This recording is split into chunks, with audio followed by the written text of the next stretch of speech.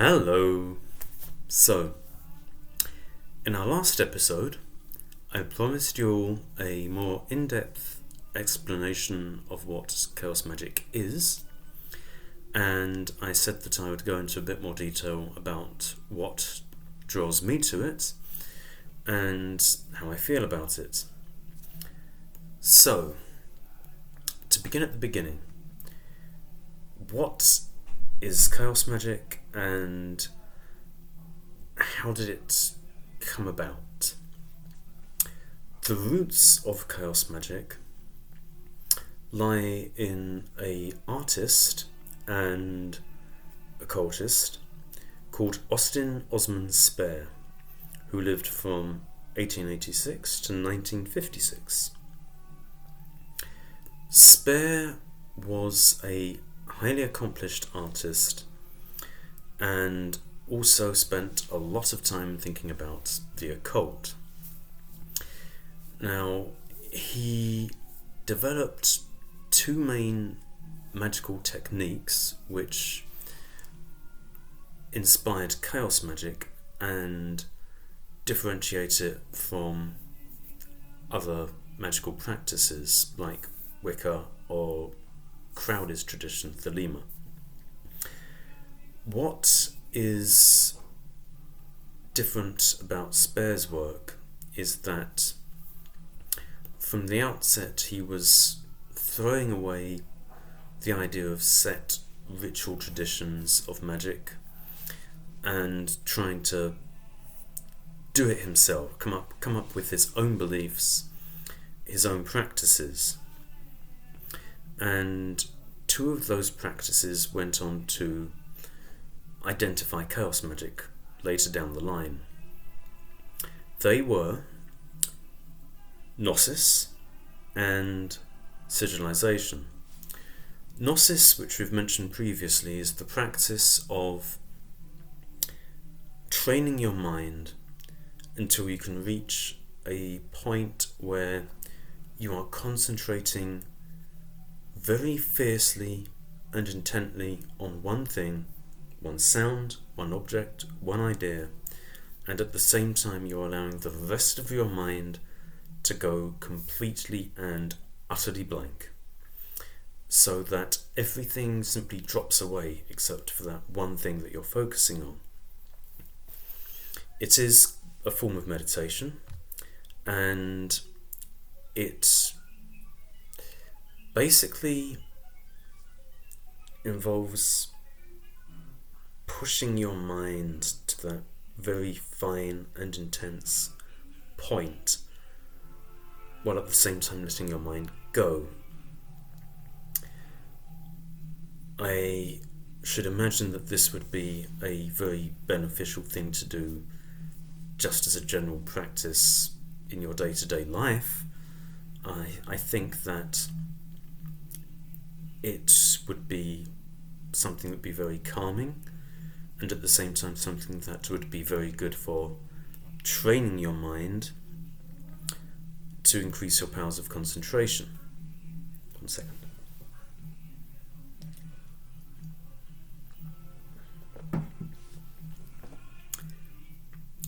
Gnosis, as described by Spare, was used in conjunction with sigilization.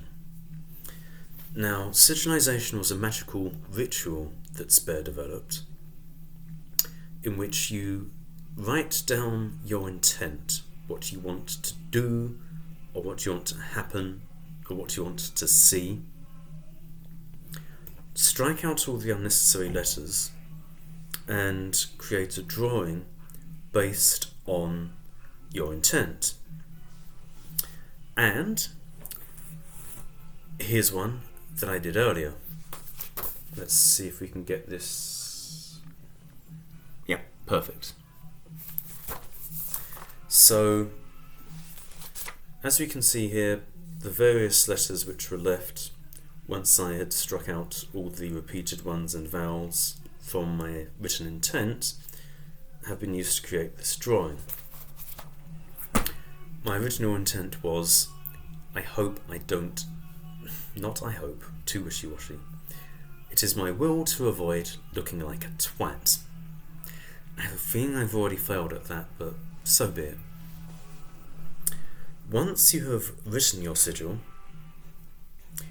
it is then charged up using the Gnosis process to concentrate very fiercely and intensely on that sigil until it is burned into your brain. You then destroy it and forget about it, and the idea is that it goes out into the ether and gives the universe a little nudge to make what you want to happen. I'm not sure if I believe this actually works or not. I'm 50-50. As this project goes on and I do my little experiments, we're going to find out. So that is almost it for Spare. I will go back to him later, but for now, this is what you need to know about his work to understand how it relates to Chaos Magic. There is one final thing which I would like to show you, and that is some of his artwork, because it is awesome. And I'm not sure if you can see it clearly here, but there, by the tiger, sigilization. So, this was all going on, being developed throughout the course of Spare's life, as he wrote various books on the subject. Between his art, one of the best known ones is the Book of Pleasure. Fast forward to the late 70s, and various occultists such as Peter J. Carroll and Ray Sherwin were practicing in Yorkshire, and they developed a system inspired by Spare's work, but going to a few more, or several more levels. It's not fair to say that it was a carbon copy of Spare's writings, because it wasn't. They were taking some of those ideas, but they were incorporating a lot of other stuff, moving it in new directions. It was its own thing, and that thing was Chaos Magic.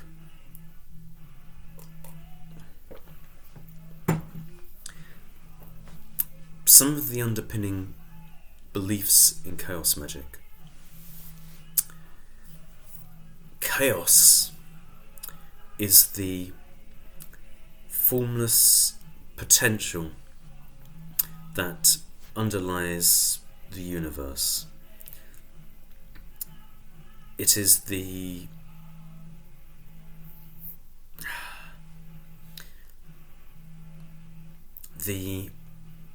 energy, the antimatter, the raw material from which everything that is and will be is derived.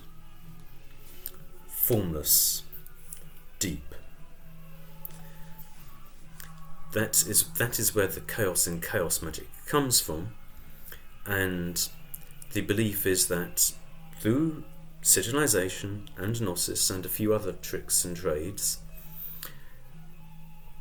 you can affect the chaos in which the potential future lies, and make it work the way you want it to work.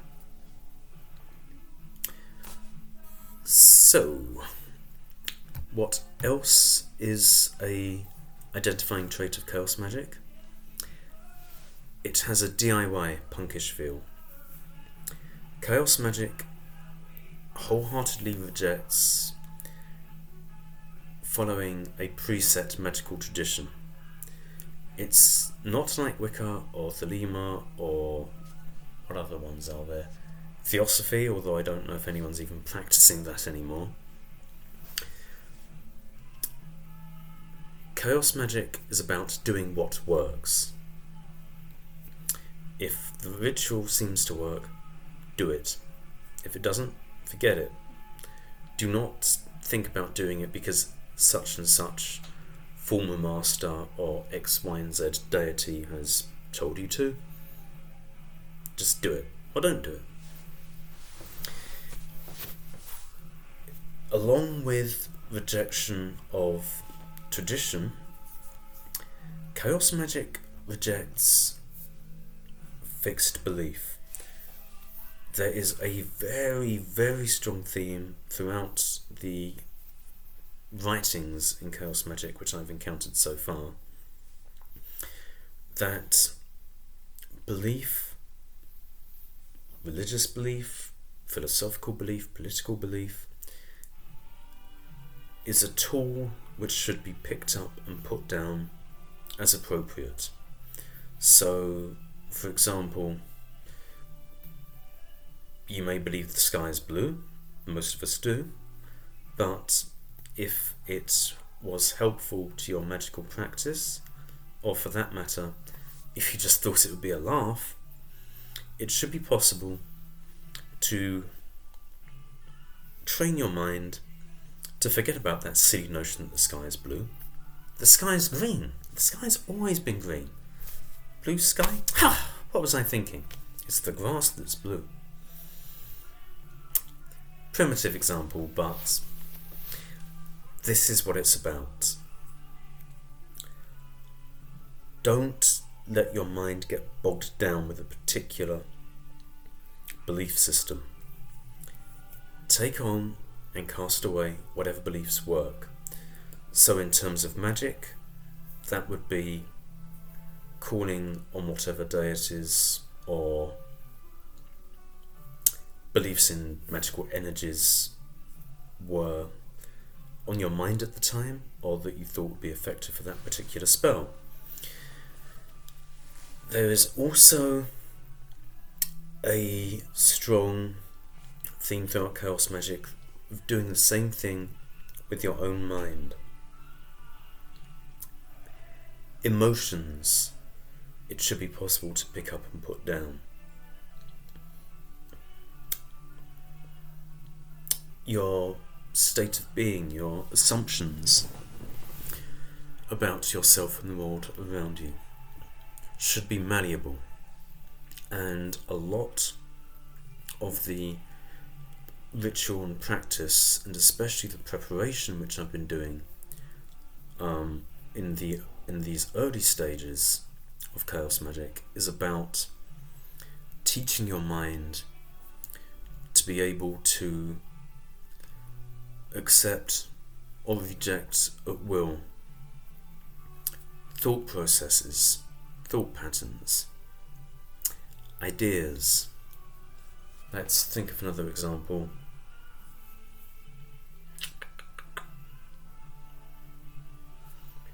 I'm not sure if you can hear it, but my flatmate is playing Queen in the background. I'm very fond of Queen, they're one of my favourite bands. So, what if one day I decided I'm going to hate Queen for 5 minutes, I'm going to loathe their music? Could I convince myself to do that? Could I bring myself to a point where, you know, Freddie Mercury's voice or John Deacon's bass made me feel sick to my stomach? And having felt that belief and embraced it, can I then throw it away just as rapidly and come back to my usual Queen-liking ways?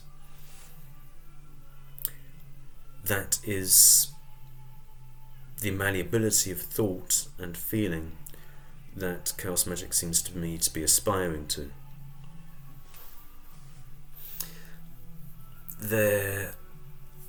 So, as I've mentioned, taking some cues from Austin Spare, chaos magic works a great deal with Gnosis and Sigilization. Those are its calling cards, but also there are other rituals such as evocation and servitors, which are little magical thoughtlets that you invest with magical energy in life and then scutter off to do your bidding and vanish back into the ether from which they came. That I'm not on a sufficiently high level to talk about those in any detail. My level of knowledge isn't high enough, so I'm going to have to get onto them at another point. I'm mentioning them as another to demonstrate further. Chaos Magic was inspired by Spare's work rather than simply ripping it off. I feel like I want to keep going back to that for some reason, so I'm going to do it. There, I'm almost finished with this brief explanation. Ignorant as I am, I can't explain it in much more depth than this. There's just a few more things that I think I should cover. But first I'm going to take another sip of water because this is thirsty work.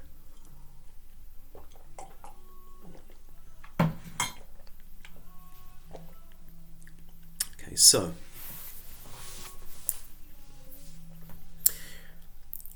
part of Chaos Magic is the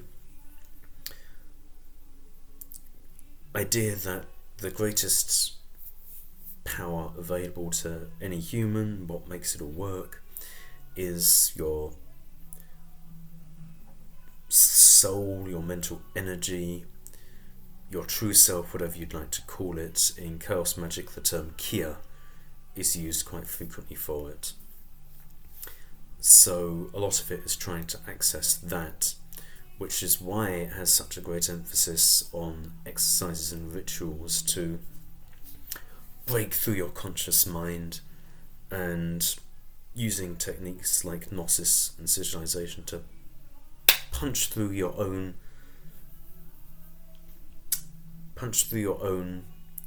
thought processes and get right to the very core of yourself. The other thing which I want to cover before the end of this video, and being very mindful of time, I'm going to do it quickly. People say that education is what you have left once you've finished school. I get the feeling from what I've read so far that Chaos Magic is rather similar to that. I think that the mental training that studying Chaos Magic involves, the mental exercises you have to go through, and the benefits they would have in terms of calming a person down, improving a person's ability to concentrate, and improving a person's ability to be open-minded and malleable in their thought processes, regardless of whether the magic itself works. I think in and of itself that process of education and training is a goal, and it certainly is for me. It's something I aspire to. And with that, this video ends, and on to the next one.